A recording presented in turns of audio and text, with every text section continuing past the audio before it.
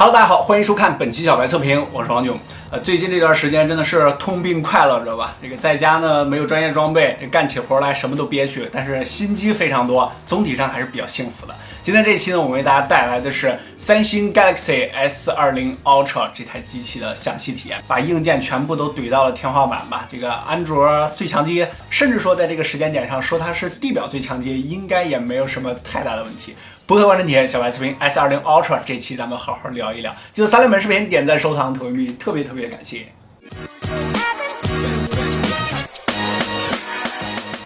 我拿到这台机器的第一感觉就是，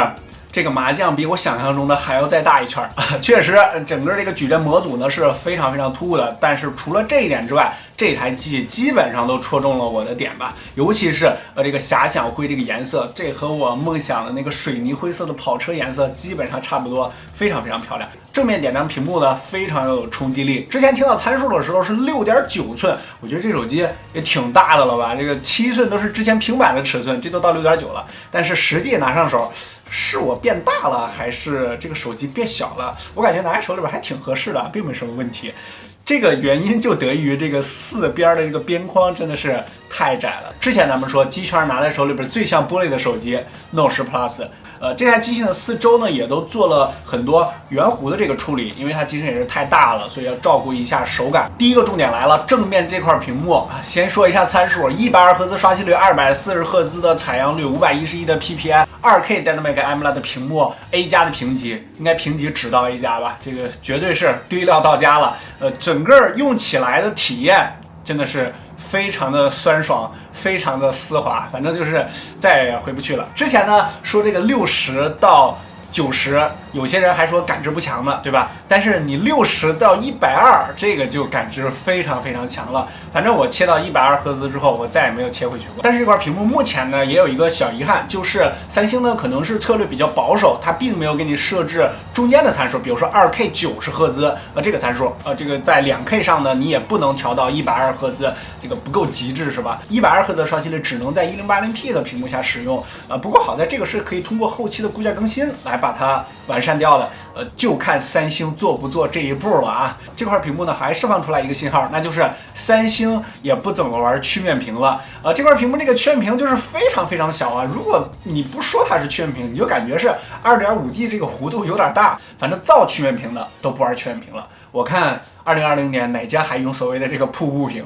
？OK， 第二个重点应该也是这台机器最重要的，那就是整个的这套摄像的模组。首先咱们来说前摄，这个正面呢咱们打到一个浅色界面，这个挖孔屏呢这个孔呢并不算小啊，这个应该会在4毫米左右，这个目测一下啊。但是这个前摄应该是目前规格最高的了，4000万的像素，这个默认的情况下呢是像素4合一，是600万的这个样张，如果要是切换到这个广角呢是1000万的这个样张。但是这颗摄像头应该是目前规格最高的前摄了，它是4000万的一个像素 f2.0 的光圈，这个默认的情况下呢是4合一600万像素的照片，如果要是切换到广角呢就是1000万这个4合一的照片。这颗前置的摄像头呢就能实现 4K 60帧的视频拍摄。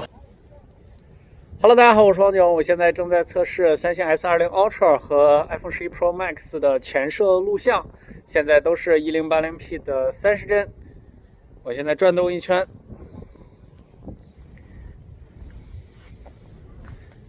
好，我现在正常运动，开始走路。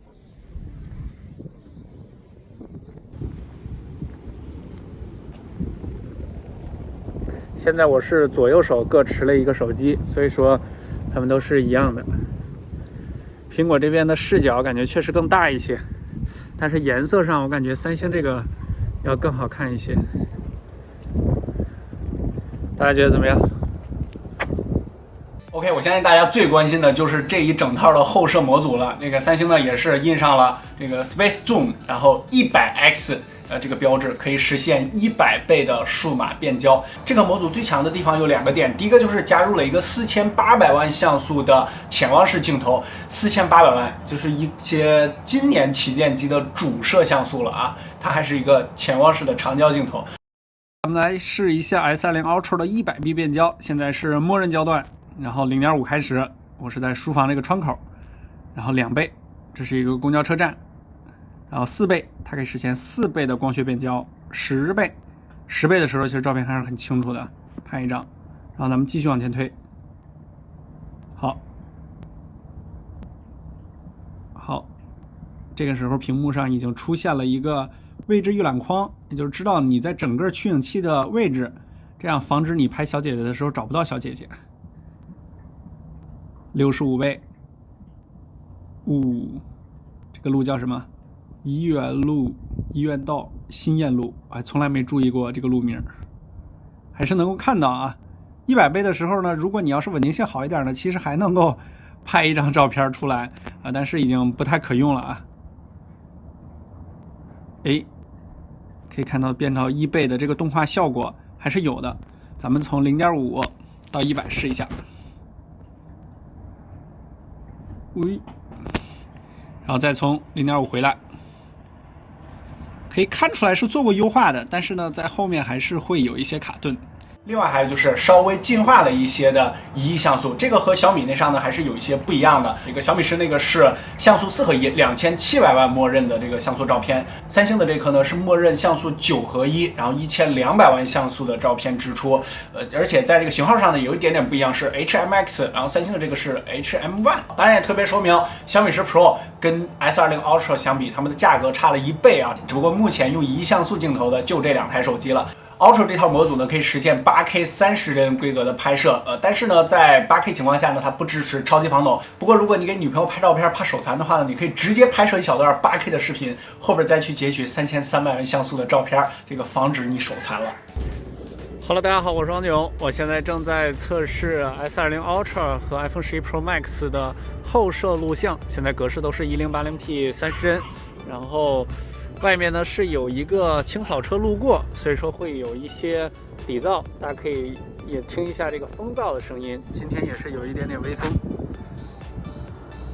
好，现在我往前走。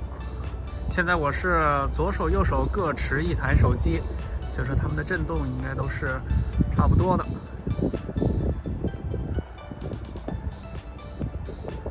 OK。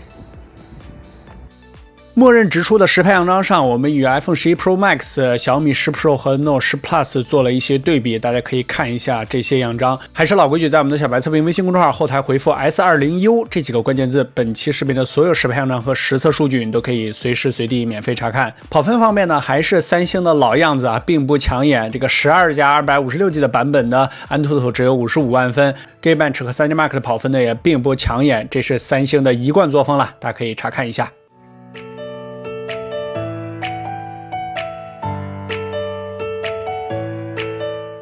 为什么说它是这个天花板了？在内存方面呢，也是非常的旗舰，它只从12G 起步，12加上256，下一个呢就是16加上512。制作这期视频的电脑仅仅有8G。大家最近非常关注的震动方面啊，也是哒哒哒这个 X 轴的横向震动马达，还有就是三星旗舰的传统这个 IP68的防水防尘，这台机器也是有的。扬声器方面，这个很多人呢一看这个机器图呢，它底部只有一个单次的扬声器，是不是觉得就是单扬声器？其实它依然是双扬声器设计，这个和 Note 10 Plus 那个是一样的，它在这个顶部呢是有一个屏幕发射。如果我没有记错的话，应该是 B 站热评的第1，也就是问这个小米10 Pro 到底比小米10 Pro 在哪儿？其他配置什么 WiFi 6 NFC 啊，不过是没有红外啊。另外，我使用这段时间呢，有2个比较深的小印象。这个第一个就是它120赫兹的这个动画的优化效果真的是非常的棒，这个 One UI 在这一块做的非常的漂亮。因为之前大家知道，这个有一些国产的高刷的这个手机，它的动画效果做的并不是那么的好。所以说拿到手里感觉这个高刷好像并不是很强，这个就是动画效果上面优化的不到位。我非常期待 MIUI 12，因为 MIUI 12在高刷上面也做了很多新的东西，大家可以等着看。另外第2个点呢，就是指纹识别上基本上做到了这个盲解，就是你大概适应这个位置之后，它这个本来识别的面积就不小，你大概从这一摁就解锁了。比如说现在是黑屏的状态，不用等那个什么动画，就直接大概往这一摁就解锁了。相对于之前三星的手机，那个位置也不太舒服 ，S10上的那个非常靠下，而且贴上膜之后呢，识别率也非常低，这个非常舒服。我现在录制视频的时候呢，还不知道它的价格，而且这次 S20系列呢是没有先行者计划的，之前呢都有先行者计划，但是这次那个折叠屏的 Z Flip 那台机器呢是有先行者计划的，但是价格也不便宜，好像是12000多吧，还是13000。这台机器国外的这个价格呢，折合成人民币应该是差不多接近1万块钱，在国内的价格呢应该也会在9000左右吧。另外在相机方面呢，还有一个小点就是大家都开始追求单个像素的质量并不是一味的追求这个高像素。比如说它这个像素呢已经到了9合1，而且后边的 P40，尤其是在广角上面，应该也会有一些新东西，到时候大家可以看，更加追求单个像素的质量，这是一个比较大的趋势。简单总结，大家最初对这台机的印象呢，应该就是100倍的这个变焦，但是日常确实极少数用到100倍的变焦，这个是营销意义大于它的这个实际意义。但是呢，我总体体验完，觉得大哥依旧是大哥。虽然说大家知道三星在国内整个这个市场呢已经被倚重的国产品牌呢瓜分的差不多了，但是并不妨碍出这么一台最顶级的这些旗舰，而且各方面的优化呢也确实非常的到位。如果你有1万块钱的预算想买安卓机就是不买苹果的话，那么这台机器应该是目前你唯一的选择，而且这台机器也是物有所值的。OK， 后面发布的新机呢，我们依旧会为大家带来体验测评。更多精彩，关注我的 B 站、新浪微博还有微信公众号，都搜索小白测评。我们的数据库商城都可以在我们的公众号进入。后期呢，我们也会第一时间把 S20 Ultra 的数据更新到我们的小白测评数据库里边。不错，人点小白测评，我们下期视频再见，拜拜。